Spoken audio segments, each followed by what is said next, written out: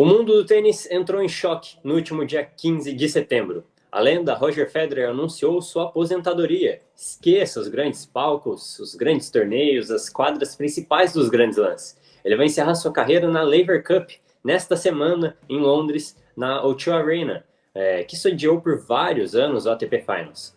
Aos 41 anos, Federer encerra uma carreira brilhante, mais que brilhante. 20 títulos de Grand Slam, 2 medalhas olímpicas, sendo um ouro em duplas ao lado de Stan Wawrinka, seu amigo, em Pequim 2008, e uma prata em Londres 2012, fora o quarto lugar alcançado quando ainda era muito jovem em Sydney 2000.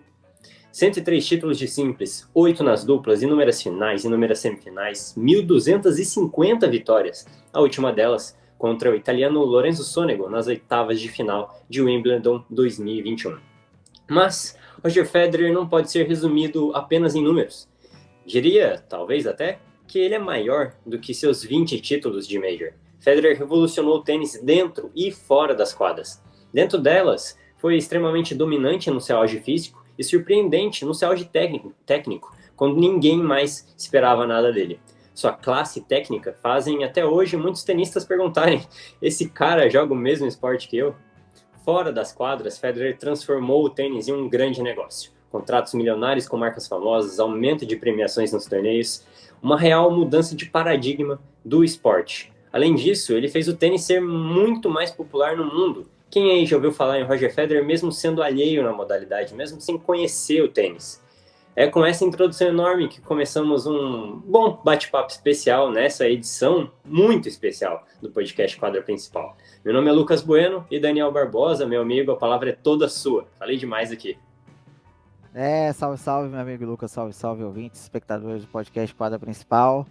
É uma satisfação, a gente tem mistura de sensações, né? É uma satisfação a gente fazer esse vídeo especial falando do Roger Federer, um dos grandes, um dos maiores tenistas, para alguns o maior, né? Tenista da história da modalidade. E, por outro lado, uma tristeza porque a gente está fazendo esse vídeo, porque ele anunciou a sua aposentadoria. Bom, algumas das características que você falou aí me fazem, são a resposta para a pergunta que você não me fez, mas poderia ter feito. Por que o Roger Federer é o seu tenista favorito? Eu acho que é muito por conta disso. Eu acho que ele tem um estilo de jogo que é o que mais me agradava de ver jogar no tênis, né? Aquele estilo plástico, aquele estilo que no auge ele jogava e parecia que ele não fazia força para jogar, né? Para aplicar seus golpes. Isso a gente via muito, principalmente em Wimbledon, né? E o Wimbledon tem toda aquela elegância de todo mundo de branco, e ele com a sua elegância dentro de quadra, criou admiradores no mundo todo, né? Aqui neste vídeo tem 2 admiradores, a gente tem milhares e por que não dizer milhões de admiradores no mundo inteiro. E o mais curioso disso tudo é que quando ele surgiu, né? Quando ele era jovem, começou a despontar no circuito, ninguém dizia, esse cara vai ser um dos maiores cientistas do esporte. Olha nesse cara que ele é um talento, que ele é uma joia e uma preciosidade. Não, era um que a gente fala, os caras surgiu, né? Vai ser ali, vai ganhar seus torneios, mas ninguém sequer imaginava que ele se tornaria um dos maiores vencedores de Grand Slam. Por um grande tempo, era o maior vencedor de Grand Slam. Então, isso que é o mais legal, né, disso tudo. Ele transformou, como você falou, transformou a modalidade. E se depois surgiram caras como o Rafael Nadal e o Novak Djokovic, foram por causa do Roger Federer. Se hoje a gente tem uma geração nova aí surgindo no circuito, né? Com certeza o Roger Federer foi influência para essa gente, né? O Stan Wawrinka, que ganhou Grand Slams depois, mais de um inclusive, por causa do Roger Federer, embora, né, eles tenham até próximos, né? Mas com certeza o Federer foi influência. E pode ter certeza, foi influência para muita gente, não só apenas no tênis masculino, como no tênis feminino também. A gente pega a geração suíça, a gente pega a Belinda Bencic, campeã olímpica, né, em Tóquio 2020. Também o Roger Federer foi influência para ela. Então, todos esses elementos, né, fazem com que o Federer ele é muito maior do que ele representou dentro de quadra. Ele extrapola extra-quadra. Então, isso que é muito mais admirável na carreira do suíço. E eu confesso que esse era um vídeo que eu tinha medo, tinha medo de fazer, mas infelizmente ciclos se encerram, né? E já estava mais que na cara que o ciclo do Federer estava cada vez mais perto de se encerrar. A gente vai navegando aqui por alguns tópicos para direcionar esse bate-papo. Vamos começar falando aqui sobre um grande confronto. Não é Federer versus Nadal, não. Daqui a pouco a gente fala disso. Mas são os números versus o estilo de jogo e os feitos. O que faz Roger Federer ser tão mencionado como o melhor tenista de todos os tempos, mesmo sem ter os melhores números hoje em dia? Hoje já temos aí o Nadal avançado já no títulos de Grand Slam, Djokovic também já passou, e ainda assim as pessoas falam sobre Roger Federer quando a discussão é ser o melhor tenista do mundo. Bom, a gente tem que relembrar que o Federer teve alguns auges em sua carreira. Ele não foi um tenista com um único auge. Ele teve aquele grande momento em que ele domina fisicamente o tênis entre 2004 e 2008, finzinho ali, início, aliás, de 2008, com uma sequência inacreditável de finais de Grand Slam, semifinais de Grand Slam. Se a gente pegar um recorte um pouco maior, de 2004 até 2013, até o Wimbledon 2013, o Federer teve só quartas de final para cima em Grand Slam. Ele acaba caindo na segunda rodada de Wimbledon 2013 e isso se perde. Mas foram, olha, um recorte de 9 anos. Só quartas de final em Grand Slam é inacreditável, isso é surreal. E a grande maioria dessas vezes que ele atingiu as quartas, ou ele ganhou o título, ou ele fez final. Então é muito maluco a gente ver o tamanho dessa dominância do Federer. Muita gente fala com adversários mais fracos, eu rechaço isso completamente. Ele teve Andy Roddick, teve o Nalbandian, que foi uma pedra no sapato várias vezes, o Federer. O Nadal, sempre uma pedra no sapato, claro. Já o início do Djokovic, já o início de Andy Murray. Então não dá para dizer que o Federer não teve grandes adversários. Ele pegou ali a transição de Hewitt e Safin, então chegou a perder de 3-0 para o Guga em Roland Garros, e ainda assim o Federer sobreviveu muito tempo no tênis. Olha quantas gerações passaram, quantos caras passaram e o Federer ficou. Aí ele tem um auge ali em 2009, chegando em 4 finais de Grand Slam. Inclusive o Federer chegou em 4 finais de Grand Slam em 2006, 2007 e 2009. Depois, em 2012, ele, após um tempo em baixa, assim, fazer finais de Grand Slam, sem conquistar títulos de Grand Slam, aliás, volta a ser número 1 do mundo em 2002, após o título de Wimbledon.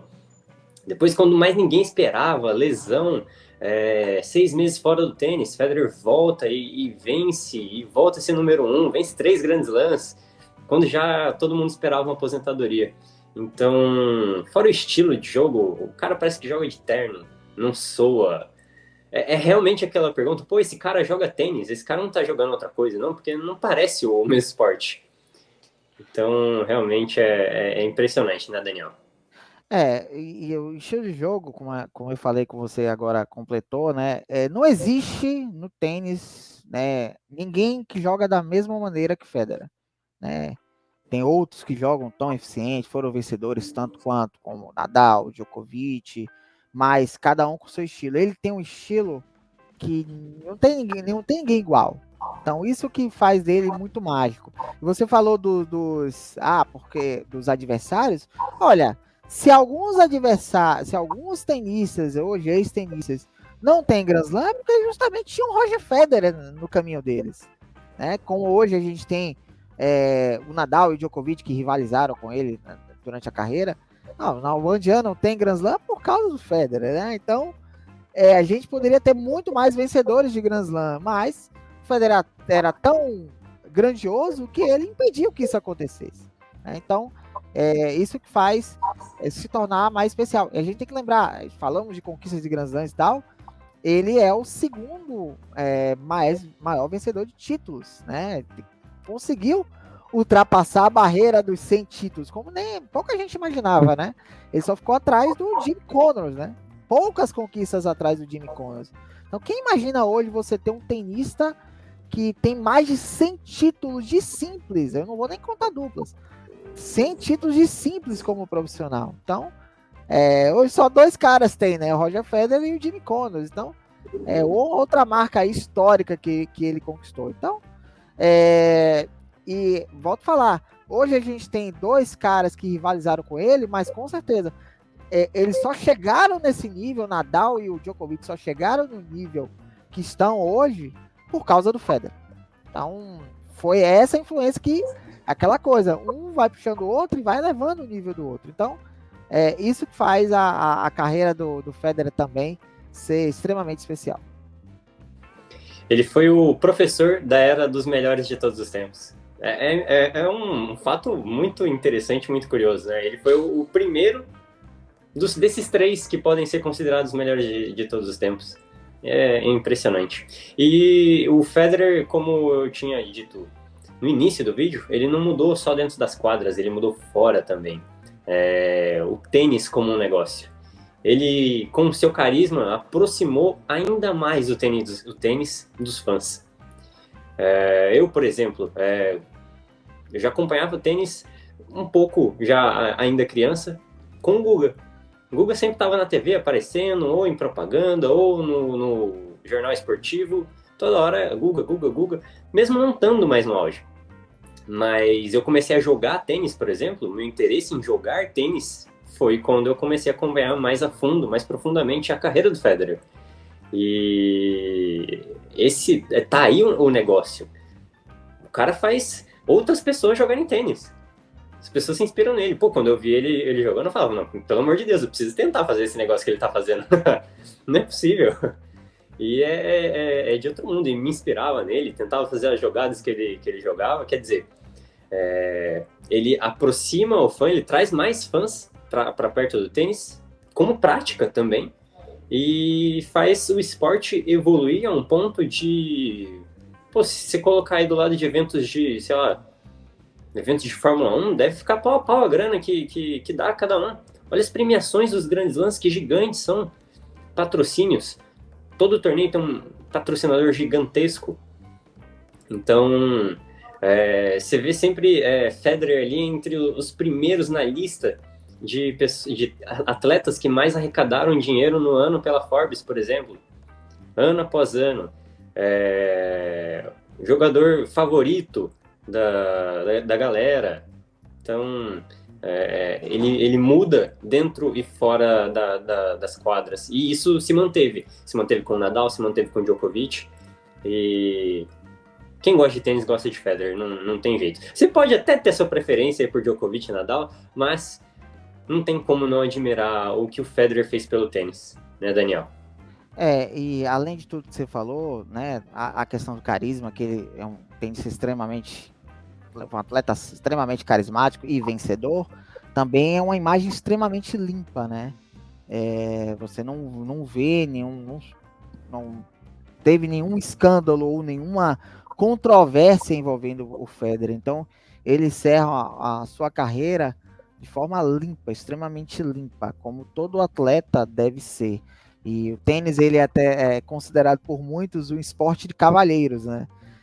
A gente pode dizer que o Federer é o maior cavalheiro da história do tênis, né? Pode ser o maior tenista para alguns, não é, para muitos é também, mas o maior cavalheiro, né? Toda a sua elegância, como você falou, jogava de terno, o estilo plástico dele era muito bonito de ver. Então, tudo isso, né? Isso também atrai os patrocínios. Não é só você ser vencedor, não é só você ser carismático. Você ter uma imagem extremamente limpa, é claro que todas as marcas vão querer associar a sua marca à imagem de um atleta como esse. Então isso também é de ser mencionado e torna também o Federer um cara fantástico. E claro, a gente não pode deixar de lado que o Federer não era assim. No início da carreira, bem no iniciozinho, quando jovem, era um rapaz mais explosivo, quebrava raquete. E essa imagem de Federer que existe hoje, nos últimos 20 anos aí se formou, esqueça completamente, não existia isso. E foi um cara que amadureceu muito ao longo da carreira, também com o apoio da família, com o apoio da Mirka, que eles se conheceram, Mirka Federer, a esposa do Roger, se conheceram no circuito. Ela acabou abandonando o tênis aí por sequência de lesões e fizeram um grande time, né? Praticamente isso, fizeram um grande time. A Mirka gerenciando muito bem os cuidados com o Roger, e isso fez ele crescer ainda mais. E hoje, muitos tenistas, hoje e no passado também, que acabam se perdendo na carreira muito por não ter uma equipe, um staff por trás, né?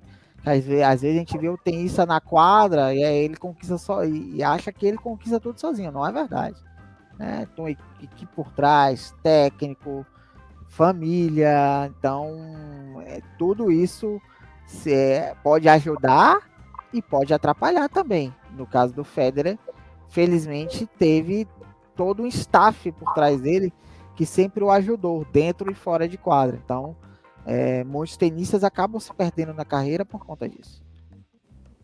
Exatamente. E Federer teve grandes rivais em quadra. Os principais, claro, Rafael Nadal e Novak Djokovic. Mas, como que a Suíça teve tantos auges e sobreviveu tanto por tanto tempo, por tantos anos, né, tantas temporadas, com essas duas rivalidades tão gigantes, né? Federer tem histórico aí de 24-16 contra Rafael Nadal, um recorde em que o Federer ele venceu muitos dos últimos jogos que ele teve contra o Rafael Nadal, porque ele estava muito atrás do Nadal em relação a isso e conseguiu reduzir essa diferença. Já contra o Djokovic é 27-23, sendo que o Djokovic venceu muitos dos últimos jogos, incluindo aquela final de Wimbledon em 2019, com os 2 match points do Federer. Então, o suíço tem head-to-head abaixo contra esses dois jogadores. E ainda assim, conseguiu grandes conquistas na era de maior domínio deles. Se você pegar aí o recorte de 2010 e 2013 do Nadal, foi espetacular. Ele foi número 1 do mundo disparado. Ainda assim, no período, Federer venceu o Wimbledon e foi número 1 do mundo em 2012. O Djokovic, mesma coisa, teve ali 2011 um ano assombroso e o Federer o derrotou na semifinal de Roland Garros, quando ele tinha aí uma sequência que parecia que não ia acabar nunca de vitórias. Se pegar aí recorte de 2014 até 2019 mais ou menos, anos com vários domínios do Djokovic intercalados, Federer venceu 3 grandes Slams, se recuperou de lesão, chegou a ser número 1 do mundo. Então é realmente surpreendente como ele conseguiu se manter no auge técnico, mesmo não tendo físico para batalhar contra esses dois monstros que são Rafael Nadal e Novak Djokovic, né? O que prova que aí é uma outra característica, outra qualidade da carreira do Federer, é a inteligência, né? É um tenista extremamente inteligente, perspicaz, cerebral, dentro de quadra, que ele fisicamente, porque eu penso que o Djokovic e o Nadal, eles se igualaram e até superaram o Federer em muitos momentos, muito também pela questão física. Se a gente fazer um paralelo com o futebol, a gente tem os 2 maiores jogadores dessa última geração, Messi e Cristiano Ronaldo. O Messi ele é muito gênio da bola, tecnicamente falando, cerebral. O Cristiano Ronaldo também é outro gênio, mas o Cristiano Ronaldo usou muito do trabalho, da parte física, para poder se igualar e bater de frente com o Messi. Então, eu acho que fazendo um paralelo com o tênis, eu acho que é mais ou menos a mesma coisa. O Federer é como se fosse o Messi, e o Djokovic e o Nadal são o Cristiano Ronaldo. Eles tiveram que trabalhar muito duro, principalmente na parte física, né, e desenvolver muito a parte técnica para poder bater de frente com o Federer. Então, por isso que houve muitas vitórias desses dois tenistas para cima do suíço, né? O suíço um pouco mais velho, né, já no circuito há mais tempo, né, a preparação física evoluiu muito também de uns tempos para cá. Então, todos esses elementos influenciaram, mas eu acho que a inteligência emocional do Federer, ele é um cara que mesmo nos momentos mais difíceis, mesmo nos momentos mais críticos, conseguia manter a sua postura, conseguia manter o seu comportamento dentro de quadra para poder superar as adversidades. E é muito válido a gente tocar nesse ponto. Quando o Nadal vence o primeiro título de Roland Garros, o Federer já tinha 7 anos de circuito. Quando o Djokovic vence o Australian Open, lá em 2008, O Federer já tinha 10 anos de circuito. Quer dizer, Nadal e Djokovic entraram meio que no meio ali da geração de domínio do Federer. E olha até onde esse cara chegou. É muito impressionante. Chega a ser assustador até. Para você ver, né? A longevidade, né? Infelizmente, tudo tem seu fim, né? Mas ele chegou a jogar em alto nível até os 40 anos. Quer dizer, ele disputou a última final de Grand Slam em Wimbledon 2019. Então ele já estava beirando os 40 anos. E no tênis de hoje, que é muito mais físico, e você é muito mais físico, você está suscetível a muito mais lesões. Você chegar nesse nível até quase os 40 anos, né, é para poucos. A longevidade aí, muitos tenistas infelizmente tiveram a carreira abreviada por conta de lesões. O nosso querido Guga é um deles, poderia ter sido muito maior do que foi, não fosse as lesões. A gente tem, por exemplo, o próprio Andy Murray, que é já numa geração um pouco mais à frente em relação ao Federer, mas poderia ser muito maior do que foi, não fosse as lesões. Outros tenistas também poderiam ter tido mais sorte. Del Potro, por exemplo, que ganhou a final em cima do Federer no US Open em 2009.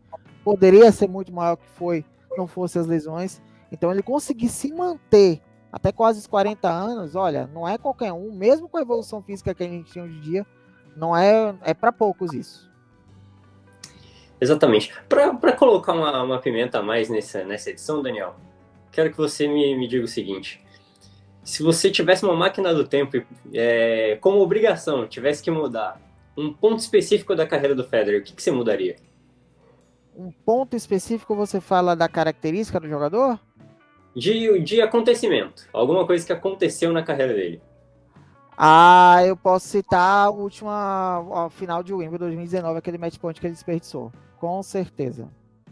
Ali realmente foi o ponto que ele joga na rede, se não me engano. Foi o ponto que certamente, se eu tivesse uma máquina do tempo para mudar, eu mudaria aquele ponto e ele teria o seu 21º título de Grand Slam. Acho que é unânime isso, né? Eu ainda diria mais, fechava ali ganhava o título de Wimbledon e anunciava aposentadoria já na entrevista já de premiação, para já terminar no auge, terminar no topo com o título de Wimbledon. Realmente, aquele match point. Mas pegando o embalo agora, Daniel, vamos falar sobre os nossos jogos mais marcantes na carreira do Roger Federer. Eu já separei o meu aqui, eu falo direto sobre ele nas minhas redes sociais. Para mim, o maior jogo do Federer é aquela final mágica da Australian Open de 2017. Por tudo que representa. O Federer estava 6 meses sem jogar tênis. E o Nadal também estava há algum tempo sem jogar tênis. O Nadal acho que estava 4, 5 meses sem jogar. O Federer tinha parado ali depois de Wimbledon, o Nadal depois da Olimpíada. Pouca diferença de tempo. O Nadal era número 9. O Federer era 17, ele tinha saído do top 10. E eu lembro que antes do torneio começar, eu pensava, se o Federer ganhar 1, 2 jogos já tá show, já tá muito bom. Pelo menos vai estar voltando, vai ser legal ver ele jogar. Esperava uma aposentadoria ali em breve. E o cara simplesmente foi contra todos os prognósticos. Ninguém, acho que... não sei nem se a família do Federer acreditava que ele pudesse voltar a vencer um Grand Slam. E aí ele vence contra o Melzer, depois ele vence o Rubin, e aí vem Thomas Berdych na sequência do torneio. Aí eu falei, Berdych acho que é o fim da linha, né? Acho que o Berdych leva essa, e o Federer deu uma escovada no Berdych, e aí veio mais jogaços, Nishikori em 5 sets, Wawrinka em 5 sets, e aí a grande decisão contra o Nadal, que para mim é o melhor jogo da história do tênis. Muita emoção no jogo. O Federer começa muito bem com 6-4, o Nadal vai lá, empata, Federer faz 6-1, Nadal empata, vai pro quinto set. Aí você pega todo o histórico, a última final deles de Australian Open foi era 8 anos na época, foi em 2009, e o Nadal tinha vencido em 5 sets, Federer tinha chorado na cerimônia de premiação, e aí o Nadal abre 3-1. E aí acabou, né? Ia ser mais uma vitória do Nadal para cima do Federer, mais uma em finais de Grand Slam. já estava pronto. 3-1, tinha acabado o jogo no quinto set, né? O Federer já com um histórico muito grande de 5 sets no Australia Open. E aí o Federer simplesmente liga um modo que ele vence 5 games seguidos de forma inacreditável. Foi, assim, o brilhantismo passando na minha frente na televisão. Um negócio inacreditável. Tem um ponto no 4-3 que o Federer já tinha virado, se não me engano.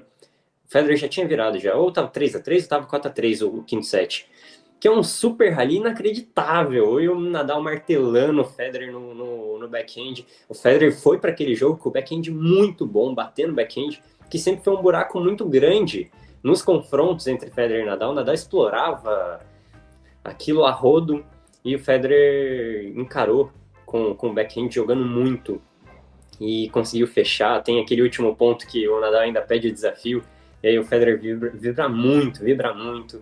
Foi, para mim, o título mais marcante do Federer, o jogo mais marcante dele. Sensacional esse jogo aí.